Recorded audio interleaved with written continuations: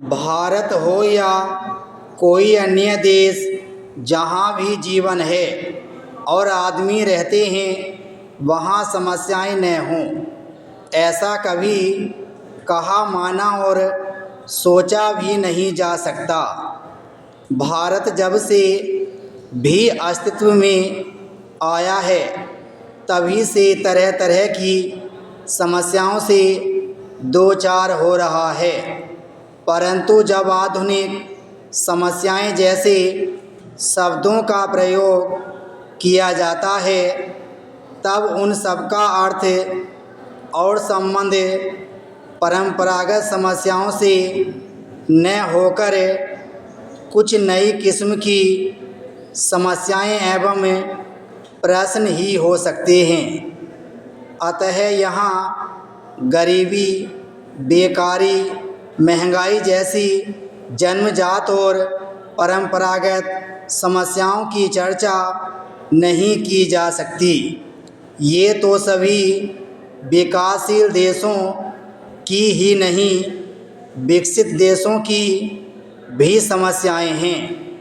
हमारे विचार में आधुनिक समस्याओं से अभिप्राय वे नई बातें और परिमाण हैं जो विश्वास के संकट, मूल्यों मानों के संकट के कारण सामने उठकर समस्याओं का रूप धारण करती जा रही हैं, जिनकी उपेक्षा पश्चिम की देन या प्रभाव कहकर दिशाहीन सिनेमा की उपज बताकर नहीं की जा सकती।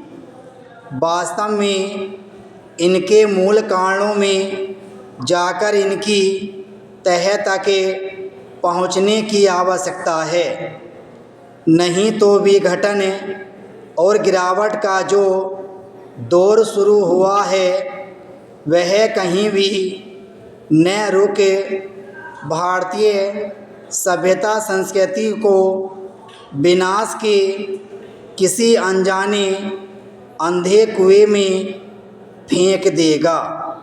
पैरा देश जब स्वतंत्र हुआ था तब लोगों के मन मस्तिष्क से तरह तरह के आशावादों और विश्वासों से भर उठे थे।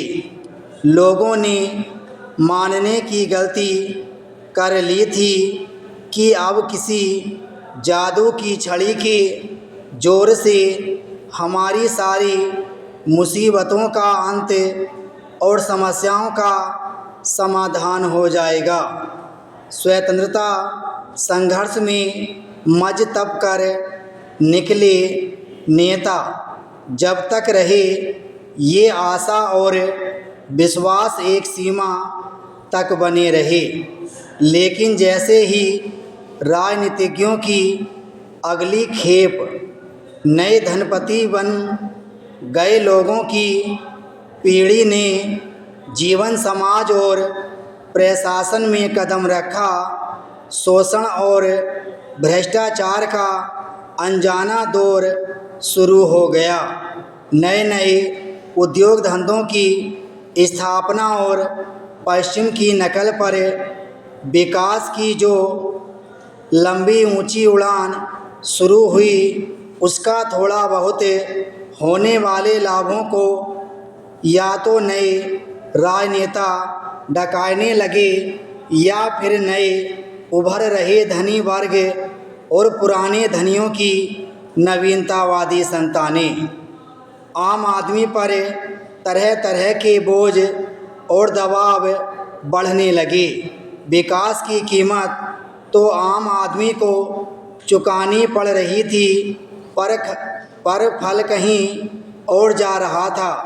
फलस्वरूप अस्तित्व रक्षा का प्रश्न स्वतंत्र भारत की पहली बड़ी आधुनिक समस्या बनकर सामने आया। इस समस्या के कारण भी वही नए नेतागण और पूंजीपति वर्ग के नए लोग ही थे जो आम जनता को आश्वासन तो कुछ दे रहे थे। विराम स्टॉप।